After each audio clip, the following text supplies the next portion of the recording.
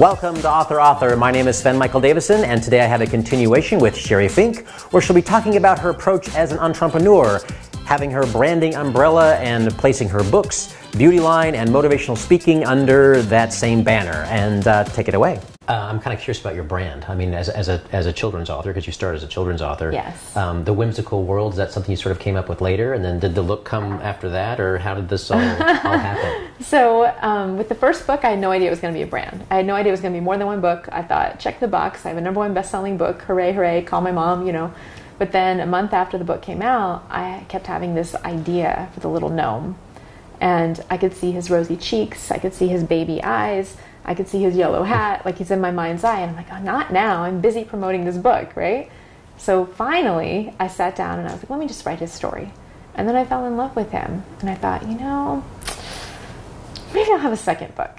And so a year after, on the same day that The Little Rose debuted, The Little Gnome debuted. And he went #1 the night before he was actually even released. Wow. And I thought, oh my gosh, you know, like, as long as I feel inspired and I'm enjoying this, I'm going to keep doing it.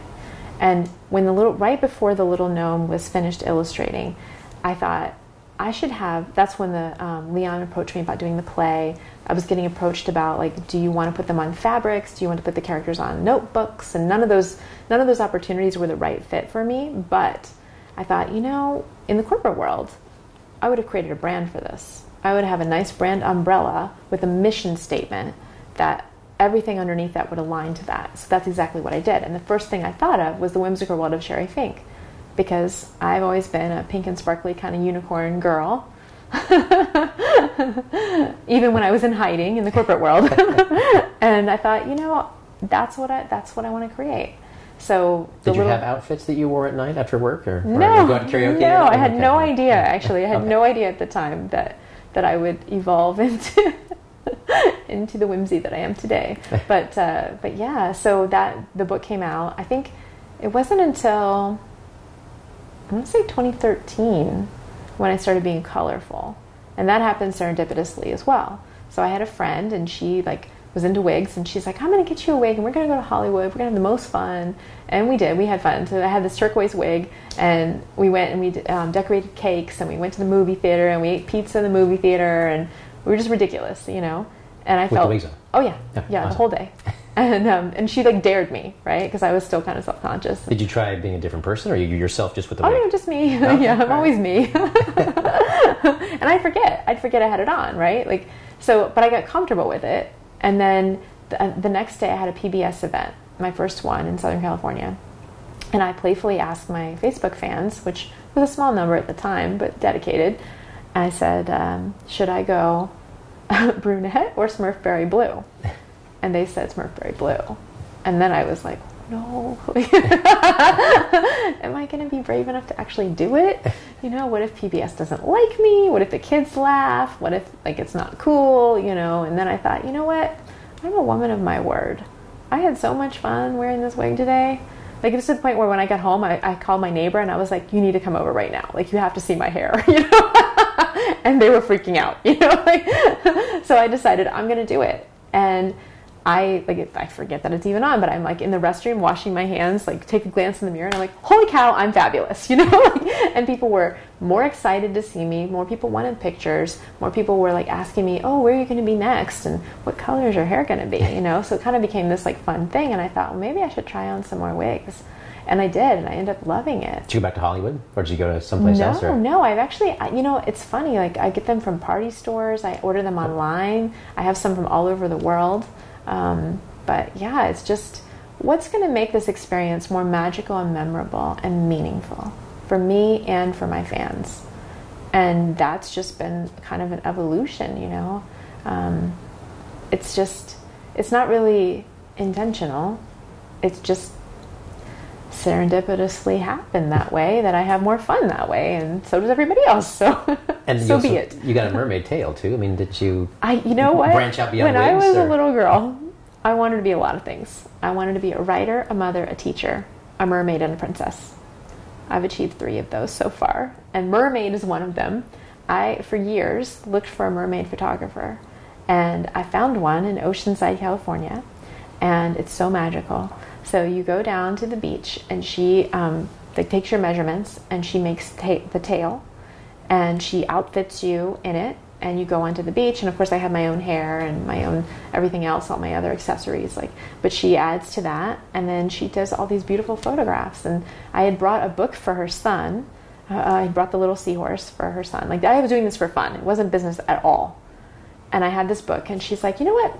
Maybe you should just hold the book in a couple of shots. And I was like, I feel cheesy doing that. I don't know. And she's like, just for a couple, just for me. And it ended up becoming my most famous publicity shot, unintentionally. It was just the most magical day. And she was right. It was a good picture. Wow, that's awesome. Yeah. At this point, you have how many books? I have... Of the children's books? 5 children's books, 1 inspirational journal called My Bliss Book, and then 1 romance novel, Cake in Bed. And I was going to say, when you're sort of switching brands now, so are you... was this after the children's book, or where does this kind of fall in? Okay. So this is your most recent book at this point, other than the collaboration book coming? Cake in Bed is my newest one right now, until the next one comes out shortly. But yeah, Cake in Bed. So I had this idea. It was actually the same. That's so funny. I never put that together before. So that same time where I had that cake, I made this amazing red velvet cake and decorated it in Hollywood. And then the next day, I was super popular because when I got back from PBS, all my neighbors wanted some of this very, very good gourmet cake from Duff's Cake Mix. By the way, they're amazing. And so that next day after that, I had a conference call at 8 a.m. And I woke up and I was like, oh my gosh, I have to eat. I'm going to be on this call for 90 minutes. I need to get something. So I went to the refrigerator and I was like, oh, why can't I get fast? Why can't I get fast? And all I could see was cake. And I was like, okay, that's fine. This universe wants me to eat cake. So I put it in the bowl and I went back down and I was still in my pajamas and I'm on the conference call and I'm very professional. Yes, that's correct. And then I'll mute it and I'm like, hee, I'm eating cake. And I told my friend afterward, I said, I felt so sneaky the whole time I was on that conference call. I just kept laughing about how I was eating cake in bed and nobody knew.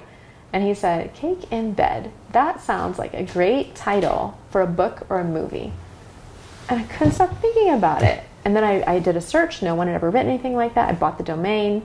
And I thought, maybe I could do something with that. But I had a feeling it was going to be different. I knew it wasn't children's. I didn't know what it was. So I started writing it. I wrote it for 3.5 years while I was promoting everything else and running the business. And it ended up being a romance novel. And when I was going through the editing, I realized that the connection between that book, it's really the same theme as all the children's books and the journal. It's all about self-love. It's just for a different audience, and you get a lot more flexibility with that. You can use a lot more description and obviously many more words, and the audience is older, so you can use more mature themes. But at the end of the day, it's about self-love, just like the children's books. So when I was finishing up the book, I had to figure out, does this fit within the whimsical world of Sheri Fink, or is this something beyond? And that's when I started thinking, okay, well, what's the unifying theme of everything that I do? It's love, bliss, and inspiration. All of them. Everything. The beauty line, the albums, the books, the speaking, everything. So that's when it occurred to me, it's still in alignment with the brand. It doesn't have to be under the same umbrella. It can coexist, though, because they are the same message. So yeah, so it's been very interesting for me, watching my brand evolve and to be inclusive of whatever inspiration I'm having in that moment. But I think it's really inspiring for other authors too, because when I was writing Cake in Bed, I mentioned it for the first time during a media interview, and the reporter asked me, have you ever seen anyone successfully transition outside of the children's box? And at the time, I was like, well, no, but I don't really understand your question because I don't believe in your box. And I think a lot of times, society tells us we have to be in the box. That's convenient organizing system for other people that I don't need. Why wouldn't I want to express myself creatively, however that comes through? I love to paint, I love to dance. I'm not going to not do that because people say I'm an author, So I think it extends that way too. If you are inspired to write in a different genre, go for it. Why not? Have you been able to incorporate paint and dance into your writing yet, or? Not directly, but indirectly, yes. Okay, so I had this idea. I partnered with a couple of painting companies, And we did, for Cake in Bed, we did some wine and painting parties where we would paint a licensed edition of the cover of the book. And the ladies would have the wine and we'd have cake during the intermission, and I would read the first chapter of the book, and then afterward I would do a book signing for them. So it was very personal, like 30 people, you know, and we would all get to paint, and then it was so much fun. So like we've been able to do things like that. So that did incorporate painting. I've done that on the East Coast and on the West Coast. And for the dancing, I was actually selected to be on Dancing with the South Bay Stars, which is like the national version, but for the local community. And it was a charity fundraiser. So I got to choose the charity I would work with. And so I chose the South Bay Children's Health Center. And then everything that I raised with people voting for me went to them. So, and I did this dance on stage in front of 300 people, and I was terrified. But it went well. I ended up getting a mirror ball trophy. I was judge's favorite, you know, Nice. with my dance partner. So yes, indirectly, I have been incorporating those things. Nice. Again, unintentionally. Yeah. I'm curious about your beauty line. How did that happen? I was like, What's the genesis of why that? are there not lip balms in the fun flavors that I want?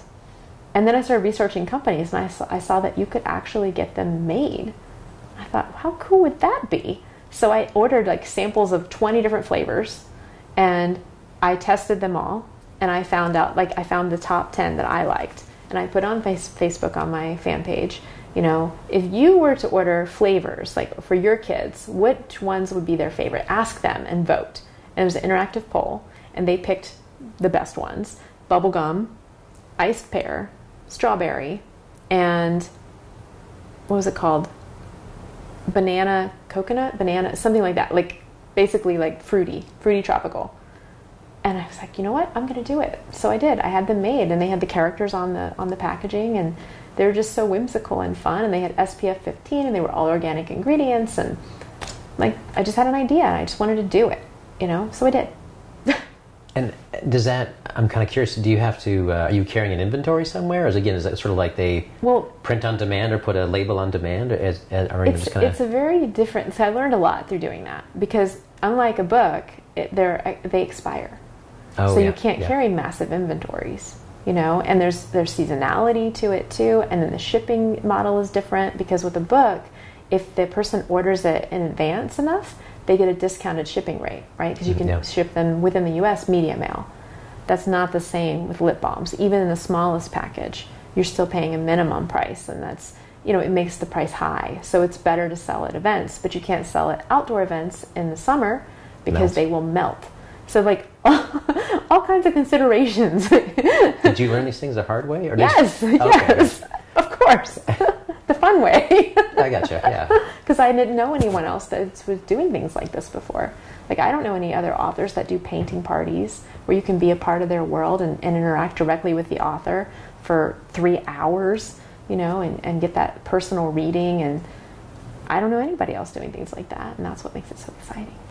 And the painting parties, do people book you through your website, or how does that work? Well, we usually do a direct partnership through whichever organization it is. The two that I've worked the best with, they have their own facilities. So they have their own like paint and sip venues, and they have regular events there. And we just did a special event, and we partnered on it, and we figured out what a win-win would be, and we both promote, and, you know, we split the revenue, and yeah. Wow. So how many promotional events do you think you do a month, roughly? Oh my goodness. It depends on the season, but at the peak season, 2 to 3 a week. Wow. Yeah. And all local? Or are you doing No. Okay. We travel too. Yeah. Like we were all over the United States? You try to stay all over the U.S. Okay. And I'm open to international too. I have done events in Canada in the past, and I'd be happy to do it again. It just needs to be a win-win. And I have a potential one coming up in India later this year, which I'm very excited about. Very fun. So it just depends, you know.